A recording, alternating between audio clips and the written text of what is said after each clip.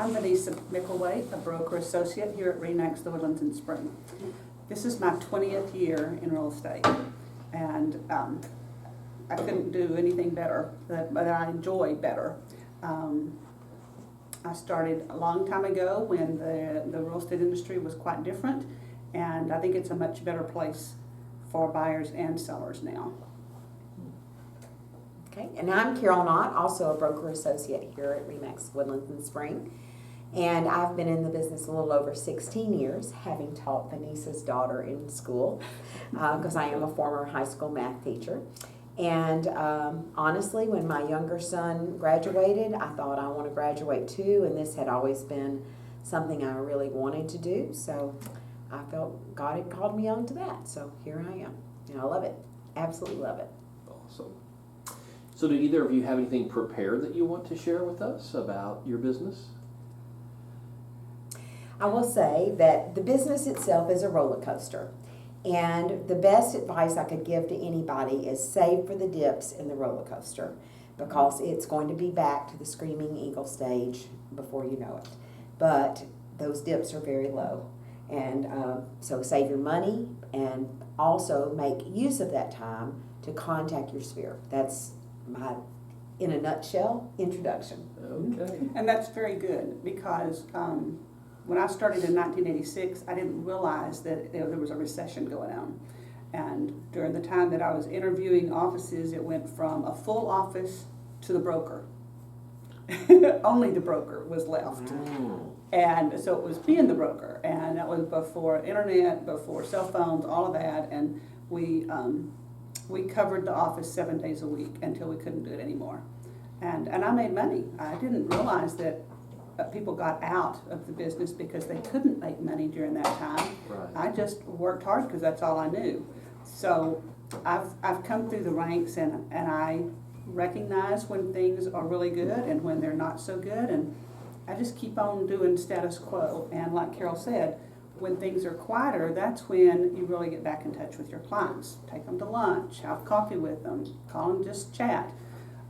People still like that personal connection that sometimes we don't have time for when the market is just nuts.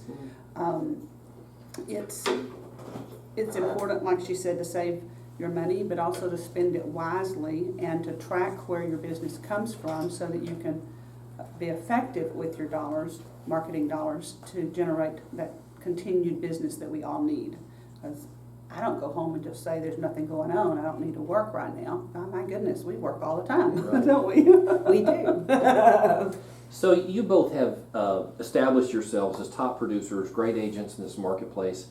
I'm curious to know if it has been a slow and steady rise kind of consistently over your career to get where you're at now, or have there been breakthrough moments, acceleration moments when you learned a new way of doing business that just made a huge leap difference? Which was it for you? I think for me, it's been the slow, steady rise. I feel that I was more than blessed initially with a great rookie year. I was named Rookie of the Year for the Houston area for my firm at that time, and it just was, it's been that way honestly ever since. So I can't say that there was a breakthrough moment. Are there daily breakthroughs that help me see a little clearer? Absolutely. I mean, I would say every day you learn in this business, every day you tweak. And so if you're not learning, you're losing ground. And that's very true. I was a realtor for 10 years in another town, and I was the leading realtor there. My average sales price was $72,500, and I was dang proud of it. Yes. Because that was a different world in a different town. Yeah. But then my husband got transferred here, and I took 4 months off to just kind of regroup and get my kids organized with school and all of the stuff that people go through when they are transferred to another town. And then I went back to the business, but it was overwhelming because I did not know, I didn't know the market. I didn't know the difference between one neighborhood and another. I didn't know the difference between which neighborhoods were custom and which were production and the different levels of production, so that was a huge learning curve for me. And I made myself work in the industry for 2 months before I ever worked with any buyers or sellers, because I did not want to look like an idiot. Right. And just learning yourself around, and the Woodlands was 42,000 people then, but it was still so different than what I had come from. We didn't have model homes there, just for an example. So it was an extremely humbling experience for me to go from somebody that was a go-to person to nobody cared that I knew something because they didn't know me and I hadn't proven myself. And that was the same with the agents in my office, agents in other offices, and the public. Mm-hmm. So I just had to start over as a brand new agent and just work hard. So Vanissa, how many years has it been since you made that change? It's been, I said 20 years. This is my 29th year in business. We moved here almost 20 years ago. And has your business been on a steady rise since then? Oh, yeah. Okay. Most experienced agents derive the bulk of their business from past clients and customers, referral and repeat business. Mm-hmm. Is that true for your business? And if so, how much of your business could be characterized as referral and repeat? I'm glad you asked. Okay. Hold on, we're going to zoom in on that. I didn't do a chart. There we go. Well, this is what our team does every year. At the end of the year, we want to know exactly where our business came from, so we can analyze, and not necessarily, we do this all year long, but at the end of the year, we have a complete pie chart for the year. So 51% of our business is past clients, and 14% is personal referrals, 12% is from client referrals, 12% is from agent referrals, 2% from sign calls, which is greatly different than it used to be, as we know, and 8% from different internet sources. Okay. So, and then 1% from property call, sign call that they specifically called about. So it's huge. Personal referrals and client referrals, previous clients, is our bread and butter. And so that's who we market to as a long-time experienced agent. If I did those numbers right in my head, that's 93% that's coming from your personal network. I would guess so. I didn't. I'm not a math person. Well, she has 51, and 12 for client referral is 63, and then she had the personal referral for 14, and agent referral for so 26 plus 63. It's a lot. The school teacher's doing this. That's great. 89. And I will say that I don't have a pie chart, but Vanissa and I had both specifically talked about this before today, and past clients are absolutely my bread and butter as well. Last year, 47% of my business was referrals from past clients, and 43% was repeat business from past clients. So 90% of the business was all about something to do with past clients. My agent referral was not nearly as high as hers. So NAR constantly reminds us that most buyers are happy with the agent that they use, but a year or two later they cannot remember the agent's name. Tell us what you do to ensure that your past clients remember your name and know how to find you. Well, and part of this overlaps with prospecting, because that was one of the things you wanted us to talk about. Staying in touch, obviously, is what we do. We have a system. First of all, let me just say that I have a great team partner, Joan Townsend, and we have 2 off-site assistants who work for us. They're considered virtual assistants, but we know them, and they're semi-local. Anyway, so different people do different things for us having to do with this prospecting and staying in touch, but 3 months after closing, there's a program called sendoutcards.com that we have set up, so it automatically sends a Starbucks card, $5 per adult, to those buyers, and just a little card that doesn't come from me, but it does come from me, and just kind of wishing them good luck. Have you had a great time getting organized in your home and getting settled?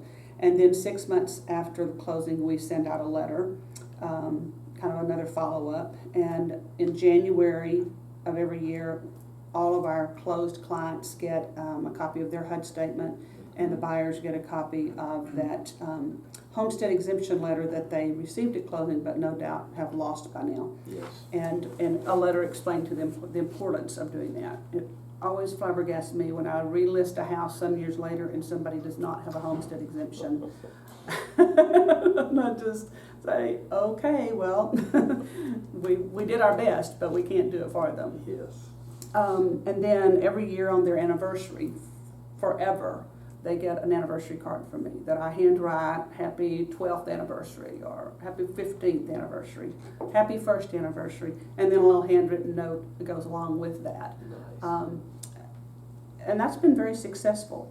We also subscribe to Home by Design, a magazine that you can either just give them the addresses and they send it out that they've already created, or you can personalize the inside cover letter, inside back cover, and the back cover. We personalize those three personally, and those go out 3 times a year. We were doing it 6 times a year until 2008, 2009 when things started going down, and I was in a seminar and they said you need to trim all the fat that you can from your marketing. Don't stop, but trim it. Okay. And call and renegotiate. And so I called and renegotiated with them, and it worked. Okay. And I had been doing it for 6 times a year for so long that it does not seem like those people that used to get it 6 times realize they only get it 3 times a year. Yes, yes. And our pictures superimpose some goofy place on the front. Nice. Beautiful. So that, and we send out Christmas cards annually with our picture usually on it. And then just miscellaneous letters, sometimes postcards, but I'm not a big fan of postcards. I think they're way expensive for them to just go into the trash as they're clearing out their mailbox. And that's our personal experience of tracking it. Okay. Anyway, I can keep talking, but I will stop now. I won't elaborate too much on anything that she does that I also do, but we do a lot of the same things. And the things we don't do, we'll steal from you. But Will too. but I do postcards. I do the Vistaprint postcards. I have a much smaller mailing list for the Vistaprint postcards, and they're what I call my A+ people. And so it may be just, hey, I've got a new team member. It may be run your clock back or up, you know, that kind of thing. But I do that. And then we also do an e-newsletter, and there are many places to subscribe to that for free. But it takes a lot of time to get those email addresses in there and to get that CSV form in there. But once it's done, it's set it and forget it. So that's been really good recently, and people, believe it or not, every time something goes out, I get some kind of comment. And one little thing, and I don't recommend this as necessarily the right thing for everybody, but I have my picture on the shopping carts at Bed Bath & Beyond. You'd be shocked how many people that I've worked with will take a picture of that, post it on Facebook, and say, look who's shopping with me today. I've been shocked. And so, That's good. yeah, That's and I never would have thought it. He offered me a good deal when he called, and I was gullible and I took it. So, but it's just been name recognition and getting the face out there. It's not, I can't say, oh my goodness, this is bringing me a lot more business. Right, right. So the majority of your business is coming from repeat and referral. And yet I heard you say, Vanissa, that you are opening the door to new relationships, at least with some online strategies. Carol, you may have some new customer outreaches as well. Could you talk about that a little bit? Well, one thing that is Facebook. I don't use it the way a lot of trainers say to use it. And I don't collect every realtor in town as a friend. I like them as friends, but that's not where this is going. And I've tried having a personal Facebook and a business Facebook, and clients that, and I don't ask clients to be my friend. If they ask me to be their friend, I think, you know what, I think that's a compliment. And so I will be. And so I sort of mark it subliminally in there in Facebook, and it's amazing how many referrals I have gotten from those clients or past clients that are on Facebook with me. So I don't necessarily want every other realtor, no offense, Carol, but to be in there posting their own stuff. That and so I feel bad when I don't accept somebody's friendship on Facebook, but that's for me an important thing for business or for my personal family stuff. Like, you want to see my grandkid picture? I'll let you look at it. You know, that kind of thing. But use it selectively. Another thing is, if somebody posts something that I find offensive, I'm going to hide it immediately, because I don't want my clients or my mother to see that kind of stuff. And you'd be surprised what people will share that, oh, you're probably not. You may have seen it yourself. But anyway, I just kind of clean things up a little bit. Name badge. Wear your name badge. The agent referral of 12%. And I know Carol does a lot of work with other agents, a lot of work. So she probably gets it and just doesn't remember she's gotten it. But because Angela tracks it really closely for us, we know that it's 12%. But after last year's top 500 RE/MAX conference, I had 3 referrals, and it all stemmed from this silly little name badge that has bling on it. Okay. And one agent called me and she said, I was sitting next to you on your left during the last session, and we talked about your name badge. And I'm like, who in the heck was that? But she remembered it. And this year at Top 500, the girl who sat at my table said, I have my name tag on like Vanissa had last year. Is she coming? I said, yeah, she should be here any minute. About that time you walked in. So little things, you just never know what it's going to be, but you can't you can't hide. One of the things I did when I first moved here, we moved into a new neighborhood. I had kids at home. I had a dog. We don't have a dog at home. We don't have kids at home anymore, so we don't get the benefit of this. But at that time in our life, we did. And so there were a lot of neighborhood activities, and I had my new Suburban would not fit in the garage because it had a divider between the two things. We didn't know then that a big car would not fit in a double garage in this town. So I had to sit outside. So I bought name magnets and I put them on my car because it was always out there. And so as I would meet people, they'd say, oh, you're the realtor that's moved in. So then when I had downtime, I would just go start knocking doors. I'd have a piece of paper printed with some information of whatever, and have my picture on it and my stuff and my home address, because I wanted them to realize I wasn't just a realtor knocking on their door. I was introducing myself as a new resident. They were all friendly. They all took my page. They all sat and talked with me, and so it branched out. And I had a huge amount of transactions in that neighborhood for probably 10 or 12 years. 4 years I lived there, then we moved on to another house, and if you remember that, it was amazing. It was. Never have I been able to get my foot in the door of the neighborhood like that, but since then. So you can do things on the cheap, and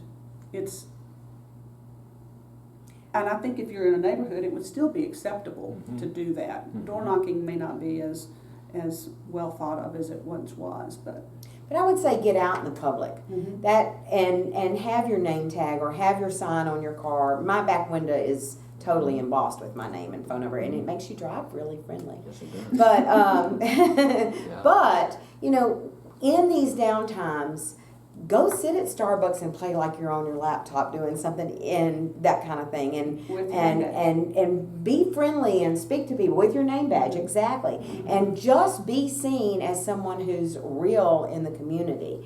I think that I remember the first year I was in business, I had gone to show a house. I had my name tag and my magnets on my car, and I'm showing this house.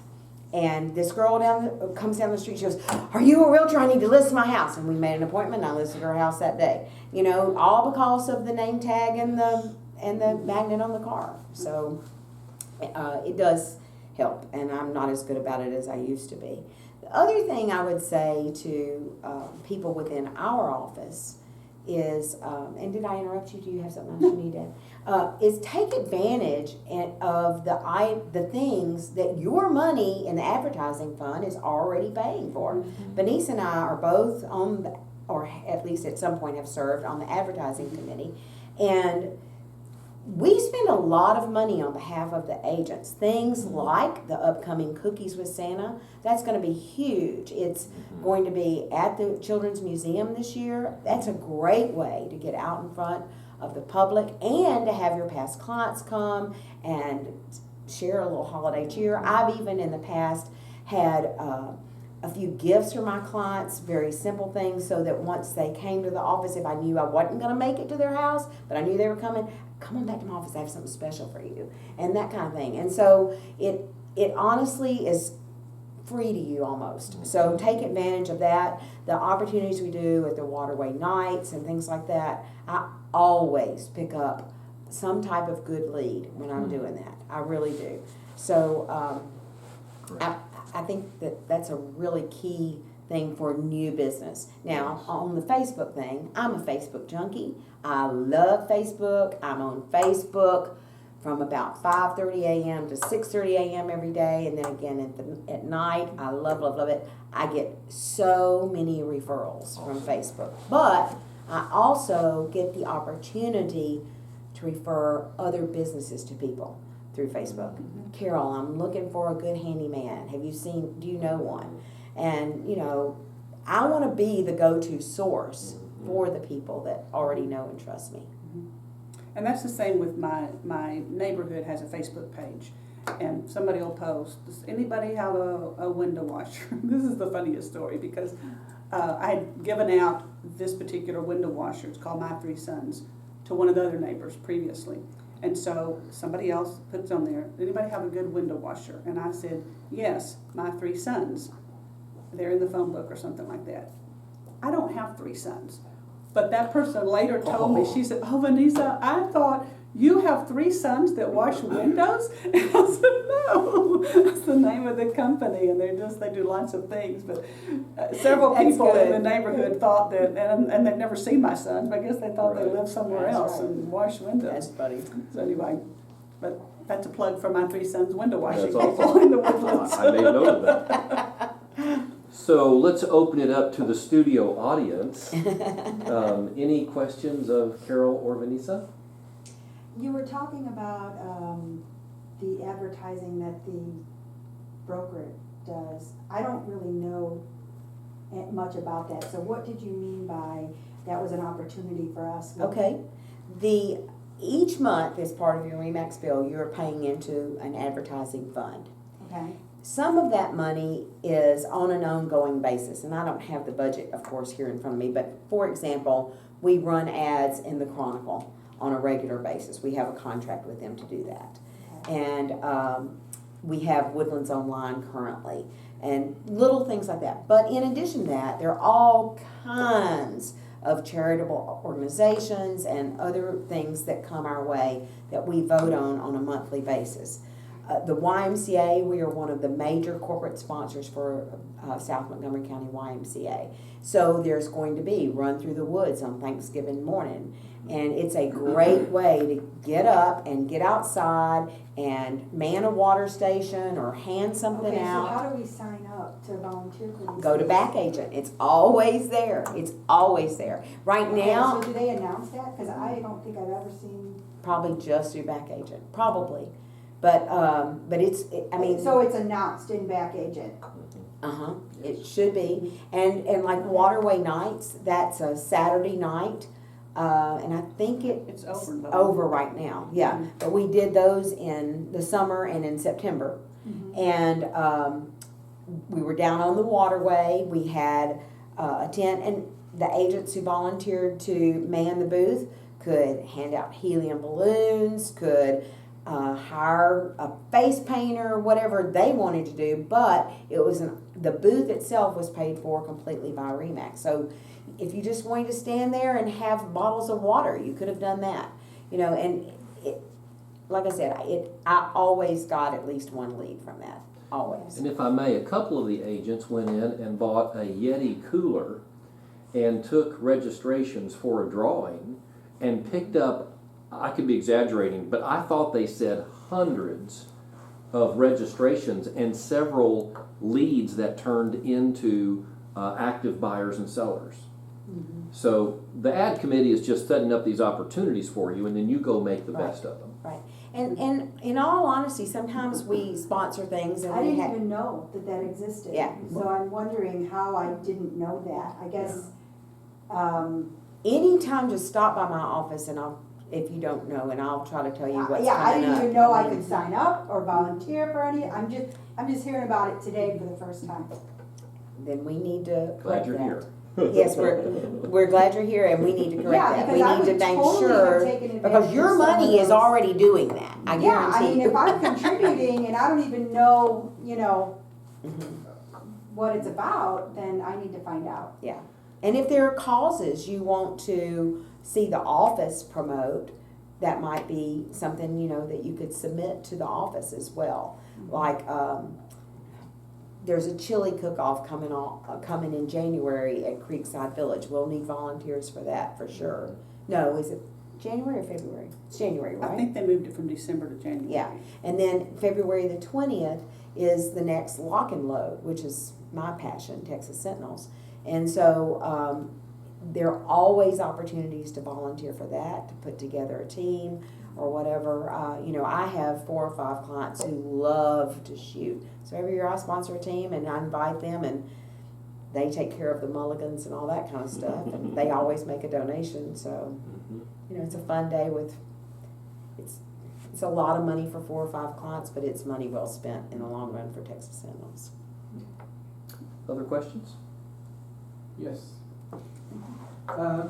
In your career, did you ever have a moment where you stopped growing, when you hit like a ceiling, and what did you do to break through that ceiling? Absolutely. I think that I think you just for me, I just had to sit down and push through. About a year ago, I was really not ready to quit, because I love what I do, but just what am I doing wrong? What have I lost?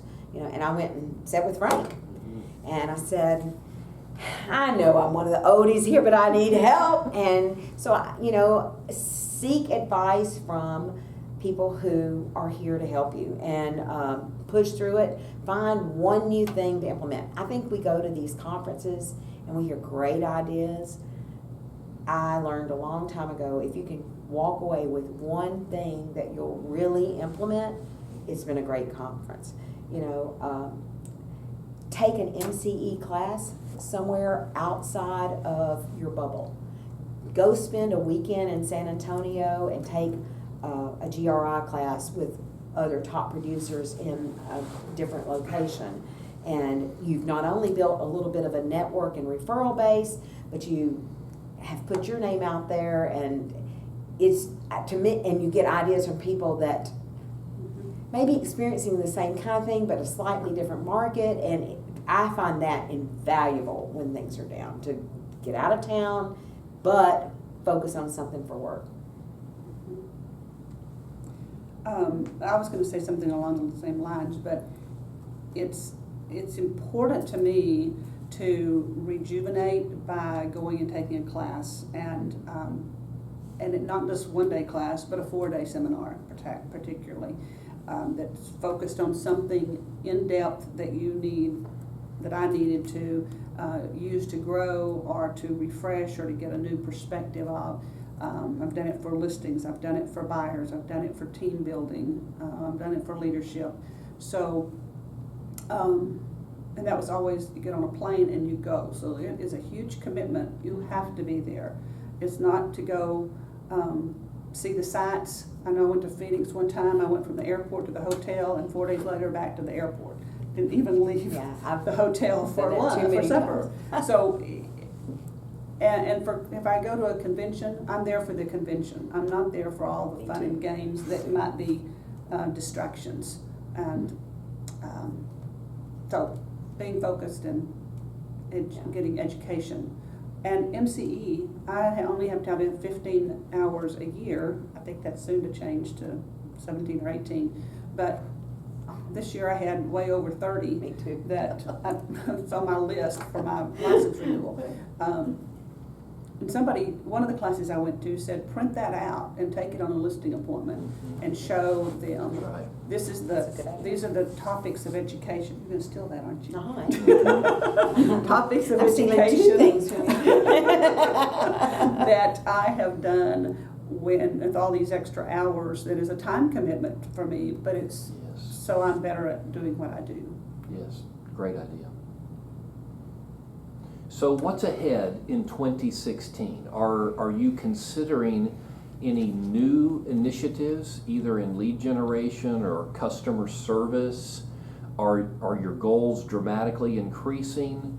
Or do you want to stay on this same slow, steady ride? What does 2016 look like for each of you?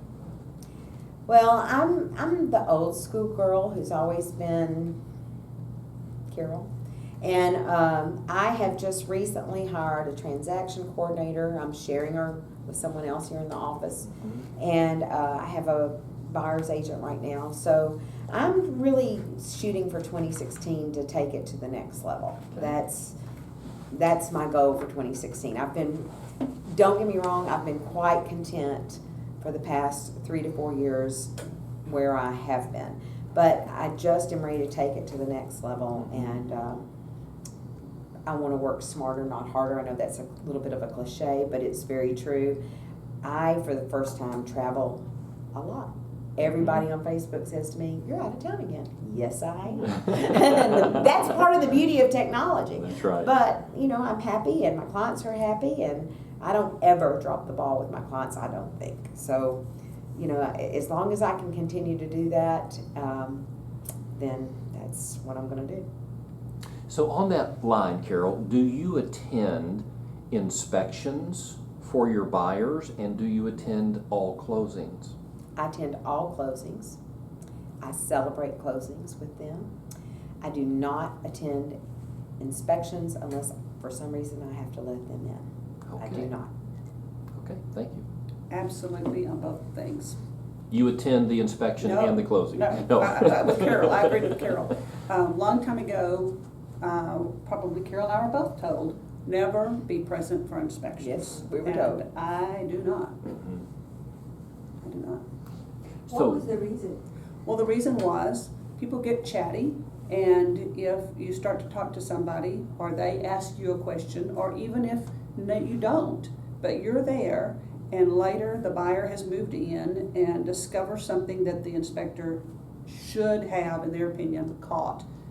Well, if you were to end up in court and they said, well, the reason he didn't catch it was because my realtor was talking to him, or distracted him from seeing that, or whatever, that is never gonna happen to me. That's never going to A happen lot to of me. times the buyers themselves don't go, which I'm kind of surprised, but I've noticed the buyers don't even But that's go their to own responsibility. inspection. Yeah. And I explained to them very thoroughly, it is in your best interest to be there, or at least to attend the last hour. yes, yes. So, Vanissa, 2016, what does it look like for you? More of the same. Okay. And improved. In the fall is when we try to regroup, get some of their education scheduled, planned out, etc. And actually, we've got a trip that we're making to out of state soon to better our team strategies. And that's all I'm going to say in case other people are listening. Sorry, I got a couple of trips planned too. You know me, I've got my flights in place. No, seriously. Historically, we feel like fall is perhaps going to be the slowest time of the year. So that's when we try to clean the office out of all the stacks, and it hadn't happened yet, but I'm sure there's gonna be a few days I can find to spend time on that, to revamp our marketing, to go back and rehash the budget and rehash the plans that we had for this year to see if any of that needs to be tweaked for next year. We also just gone back and had our website modified to be mobile optimized for mobile devices. And that, to me, that should not even have been you have to think about it, but Right. it does take some time to get that done. And Who provides your website, Vanissa? Is it a third-party company? who creates it, who Yes. manages it? Yes. That's not my area of expertise, Okay. so and Joan deals with that. Can you share your URL? TheWoodlandsteam.com. TheWoodlandsTeam.com. Yeah, but I guess Raphael Batista, Yes. can't think of the name of the actual company. It'll be on the website. Yeah, but anyway, that's who has done our website. We had it redone last year, I guess. Okay. I see that you both made notes for this conversation. Mm-hmm. Is there anything that you wanted to share with us that you have not had an opportunity to share yet? I have one thing. Actually, I may have two. I have 4. Oh. Be involved in the community, in your church perhaps, in something, but don't be involved for the sake of involvement. Be involved because you're passionate about it. I have 2 things about which I'm very, very passionate, and I spend hours on them, and I don't consider it work at all. One of them is Texas Sentinels. Love it. Absolutely the best organization around in my book, and I will fight tooth and nail for them. And then the other thing is I'm very involved in the Woodlands Kiwanis Club, and as such, I am the chairperson year after year for the community prayer breakfast. And I love it. Absolutely love it. Wouldn't trade it for anything in the world. Awesome. Somebody said to me not long ago, don't you want a committee for the prayer breakfast? And I wanted to come to blows. Like, what am I doing wrong? So that, I mean, it's great to be involved, but you can be involved and spread too thin. You can be involved and not really care, and then you don't do a good job. So if you're passionate about it, I think you really, really find it. And then last, I would just say, on a personal, very, very personal note, most of you probably know, I have been divorced now for a few years, and my young son went through a divorce a couple of years ago. And I think that, especially in my case, work was a major factor that led in part to that, because we both ate, slept, breathed, work all the time. And so take time for self and family, and number one, God. Okay. Thank you. That's good. Some of the things are going to kind of mesh in with what Carol has said, but go to the REMAX meetings. Go to the REMAX when we have our office meetings. Attend those. Go to the statewide, nationwide REMAX. I've not ever been to. I love it. I go every year. Last year was Peyton Manning. And that would not have impressed me. But anyway, go to those, and don't go for all of the extracurricular activities. Go to network. Go Yes. to. You might miss a session, but you don't miss the networking opportunity. And don't miss the session. But seriously, that's where you're meeting with people who are from outside of the Houston area. You know, I'm not going to go to Sugar Land to sell a house, but somebody in Sugar Land may come to the Woodlands to sell a house. So that's not going to be where I get my bulk of referrals. It's going to be from people from other towns in the state or out of state. So networking is very important, and not just say, here's my card, because that doesn't do anything. Those are the cards I usually end up throwing away, because I think I don't know where they really are, Mhm. especially if they're in a metropolitan area, because, you know, we don't cover every part of So how do you Houston. network if you don't just get in your car? You visit with them. Talk to them, You find have out a a little bit about their conversation. market, find out a little bit about their kids, anything. And I have found it really helps me if I like somebody, on the back of their card, write a couple of notes, you know, exactly. maybe their child's name, maybe something about the market that they told me. So, and then I follow up at least with an email, usually with a handwritten note card. And I don't do it with everybody I met. I only do it with the people that I really care about Connected with. fostering that That you make a relationship. connection with. Mhm. But at the very first ever Top 500, I met Lisa Eskew from Mid-State near Dallas. And we hit it off, and we've referred back and forth on a couple of occasions, and I'm going to luxury home marketing, and she's taking me to dinner, and I can't wait. And, you know, it's the kind of relationship I want. That's Exactly. Reply to emails immediately. Yeah. You know, I get so many contacts that I end up with them as a client, and they say, you're the only one that replied to me.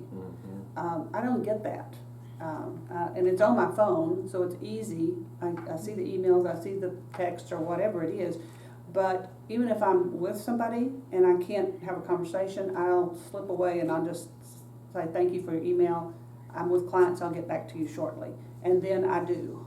So when we first started this email business many years ago, our broker said, okay, there's this new thing, everybody needs to find an email address.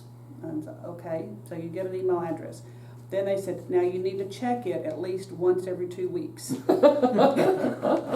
it wasn't on your phone interrupting your day. No, it wasn't. And I remember at one point I thought, oh man, I remember they told us there's something we're supposed to check. I don't remember when the last time I checked. So, but people weren't using it yet. Wow. It was advertisements Just and so crazy stuff. compared to how many times a day I check my I know. email. Yes. I Yeah. know, but that was the invention of the email and how it Yeah. affected our real estate career in the first. Yeah. Check it every 2 weeks. Marketing, that was one of the topics that you wanted, and we touched on it just a tad here and there.